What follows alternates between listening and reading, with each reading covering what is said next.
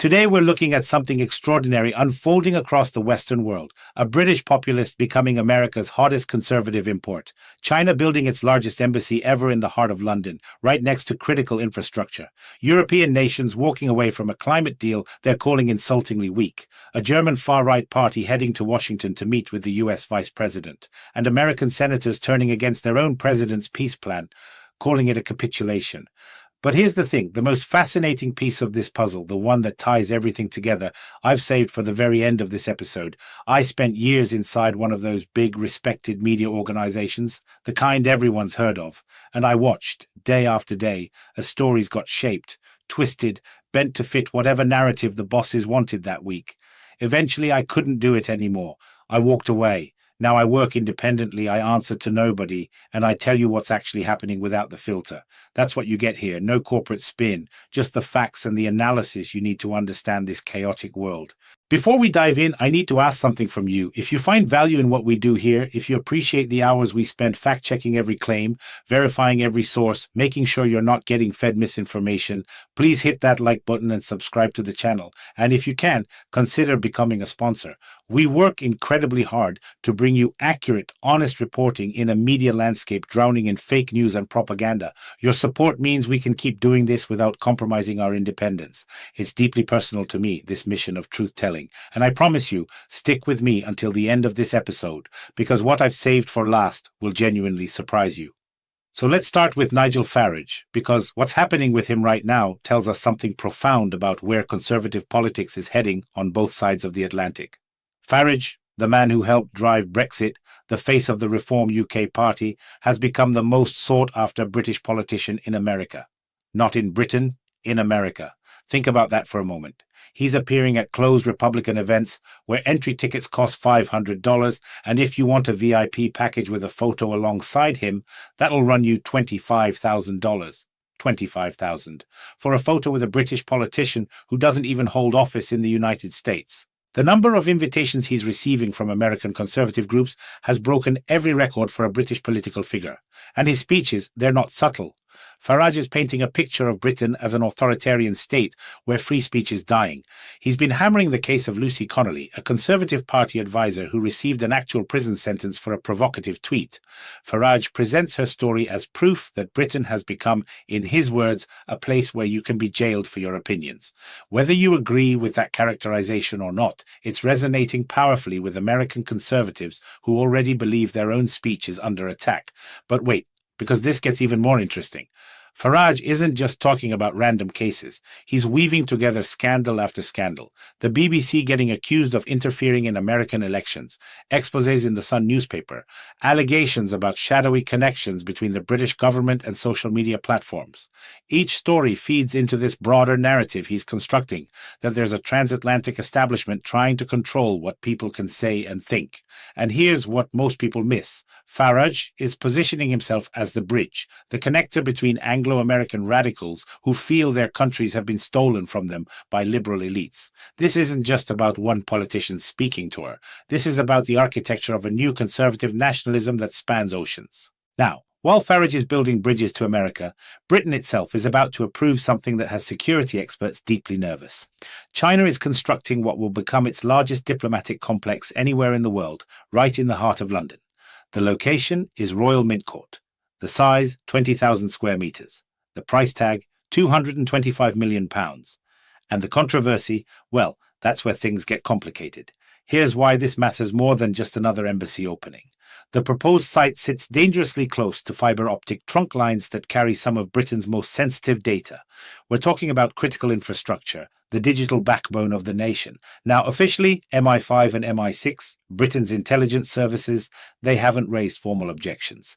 But scratch beneath that surface, and you find a different story. Multiple members of parliament and security experts are sounding alarm bells about the risk of total surveillance, about geopolitical pressure, about what it means to have this massive Chinese presence in such a strategically sensitive location.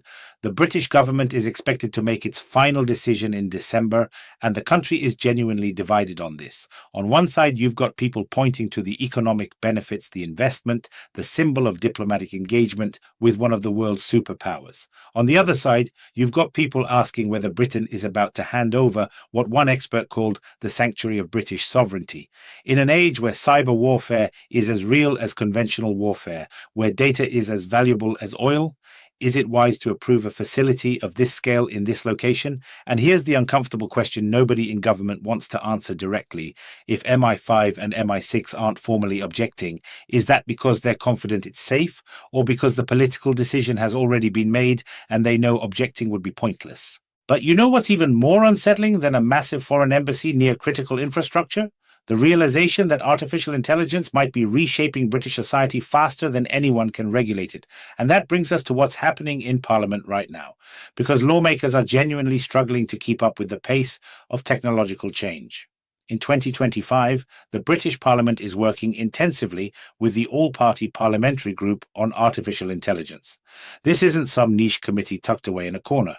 This is a serious effort to understand the consequences of embedding AI into every aspect of life, from employment and education to democracy itself and even military applications. The parliamentary reports coming out are stark. They're documenting risks of mass job losses, the potential for manipulation of public opinion, the erosion of privacy on a scale we've never seen before. Right now, there are active debates about banning facial recognition technology for domestic use, about controlling social media algorithms, about creating new forms of accountability for both government and business when it comes to AI deployment. At conferences across the country, experts are presenting two nightmare scenarios. Scenario 1, insufficient control leads to massive unemployment and the complete death of privacy. Scenario 2, excessive regulation leads to technological stagnation and Britain falls behind in the global AI race. Neither option is appealing, and the truth is nobody really knows which path is correct. What strikes me most about these discussions is the genuine fear underlying them. This isn't abstract policy debate. Members of Parliament are confronting the possibility that algorithms they don't understand and can't control might soon be making decisions that affect millions of lives. Who gets a job? Who gets a loan? Whose social media post gets amplified and whose gets buried? Potentially even who gets flagged as a security risk. And the question haunting these debates is whether democracy can survive when the tools shaping public discourse are essentially black boxes owned by private corporations. But I'm going to come back to this theme at the end, because it connects to something much larger happening across the West. Let me shift continents for a moment, because Europe just drew a line in the sand on climate policy, and it's more dramatic than most people realize. The European Union, together with 36 other nations ranging from Britain to Palau, categorically rejected the draft agreement proposed for COP30 by Brazil. Rejected it outright. Why? Because the text contains no clear commitment to phase out fossil fuels and no roadmap whatsoever to prevent deforestation. For European negotiators, this was unacceptable. Here's where the fight is really happening. The proposal suggests tripling climate finance for poorer nations by 2030. That sounds good on paper, except many countries are saying 2030 is far too late. Panama's delegation called the text, and I'm quoting here, insultingly weak. The EU nations are now preparing for the possibility that negotiations might collapse entirely. They're demanding real strategy and real money today, not promises a decade from now. And this standoff reveals something crucial about the current state of international cooperation. When even a climate summit, where theoretically everyone shares the goal of planetary survival, can't produce agreement, what does that tell us about the prospects for cooperation on anything else? The deeper issue here isn't just carbon targets or financing mechanisms. It's about whether wealthy nations are willing to make genuine sacrifices to address a crisis that disproportionately affects poorer countries. European leaders are betting their political capital on saying no to a weak deal, hoping that pressure will produce something stronger. But there's a real risk this strategy backfires, leaving the world with no agreement at all. And while diplomats argue in conference rooms, the climate crisis keeps accelerating regardless of their timelines. Now, speaking of international alliances being redrawn, let's talk about something that would have been unthinkable just a few years ago. Germany's Alternative for Deutschland party, the AfD, is heading to Washington, D.C., and they've been invited by a Republican congressman to meet with none other than Vice President J.D. Vance. For context, the AfD is now Germany's largest opposition party, pulling 20.8% of the vote in the most recent elections. For years, they were treated as radioactive, isolated, too extreme for mainstream politics. Much of that reputation came from their perceived closeness to Russia. But something has shifted. The AfD is now deliberately distancing itself from its pro-Russia past and instead building alliances with the MAGA movement in America. This trip to Washington is designed to accomplish something very specific: to destroy the image of isolation, to show German voters that the AfD has powerful international friends. The symbolism of photos with American leaders, especially the Vice President, would be pure gold for the AfD ahead of upcoming German elections. It would signal legitimacy, connection to power, integration into a broader conservative movement spanning the Atlantic. And this is where it gets fascinating from a strategic perspective. The AfD leadership is now strictly controlling any contacts with Moscow precisely to maintain what they see as Western respectability. They've calculated that the path to power runs through Washington, not through the Kremlin. But here's the uncomfortable reality for traditional conservatives in both Germany and America. If the AfD succeeds in forging this alliance, if they get those photos with Vance and other American leaders, it normalizes a party that many still consider far-right extremist. It suggests that the boundaries of acceptable conservative politics are expanding to include movements that were recently beyond the pale. And it raises the question, are we watching a genuine ideological realignment, or are we watching opportunism dressed up as principle? Either way, the old certainties about what conservatism means and who belongs in its coalition, those certainties are crumbling. But the most explosive story, the one I promised would surprise you, is happening inside the United States Senate right now. And it's not Democrats attacking Trump, it's his own party's hawks turning against him. Senators Mitch McConnell, Roger Wicker, Brian Fitzpatrick, some of the most hawkish Republicans in Congress, have harshly condemned President Trump's new peace plan for Ukraine. They're comparing it, and this is striking, to the catastrophic withdrawal from Afghanistan. Here's what has them so furious. The White House is apparently trying to force Ukrainian leadership to accept an agreement within just 1 week to close the question at any cost, according to sources close to the negotiations. But these Republican senators see this as, in their words, capitulation to Putin and the destruction of Western security architecture. They're not interested in peace if the price is surrendering to Moscow. The coalition in Congress is now preparing sanctions against Russia, and the rhetoric is intensifying by the day. Think about what this means. The world is watching internal American disputes potentially shake the foundations of NATO and the entire transatlantic security system. If a Republican president can't maintain support from his own party's national security wing, if senior senators are openly comparing his peace plan to a historic debacle, what does that signal to allies in Europe? What does it signal to adversaries watching for signs of Western division? This is the fracture line running through American foreign policy right now. One faction believes ending the conflict, even on imperfect terms, is necessary to refocus American resources and attention. Another faction believes any deal that doesn't punish Russia adequately will embolden authoritarians everywhere and guarantee future conflicts. And both sides are convinced they're preventing catastrophe. The truth, as usual, is probably more complicated than either narrative allows. But the immediate consequence is clear.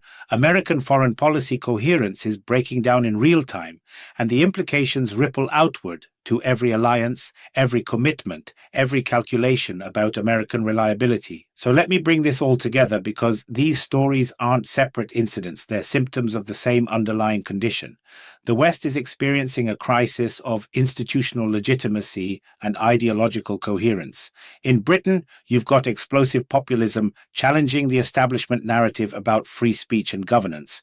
You've got diplomatic struggles with China that pit economic opportunity against security concerns. You've got genuine fear about faceless algorithms reshaping society faster than democracy can respond. In Europe, you've got nations willing to walk away from weak climate agreements because they've lost faith in the old model of international negotiation. In Germany, you've got a party once considered extreme, now positioning itself as part of a transatlantic conservative movement. And in the United States, you've got the core assumption of post-Cold War foreign policy that America would guarantee security and maintain alliances, now openly questioned by the president's own party. The old connections are fraying, New alliances are being built on foundations of scandal, technology, and raw power competition. Every decision being made right now, from embassy approvals to climate negotiations to peace plans, carries the potential to become a defining moment for future generations. And navigating this landscape requires more than just following the news. It requires understanding the deeper patterns, the incentives, the fears driving each actor. That's why I do this work. That's why spending hours verifying facts and checking sources and making sure you're getting accurate information matters so much. Because in a world this chaotic, where institutions are failing and certainties are dissolving, being informed isn't optional, it's essential. If this kind of analysis is valuable to you, please like this video, subscribe to the channel, and if you're able, consider sponsoring our work. Your support directly enables independent journalism that answers to nobody but the truth. The storm is here. The question is whether we'll navigate it with reason and principle, or whether we'll let fear and opportunism chart the course. I'll be here watching, analyzing, and telling you what's really happening, because that's what you deserve and that's what this moment demands.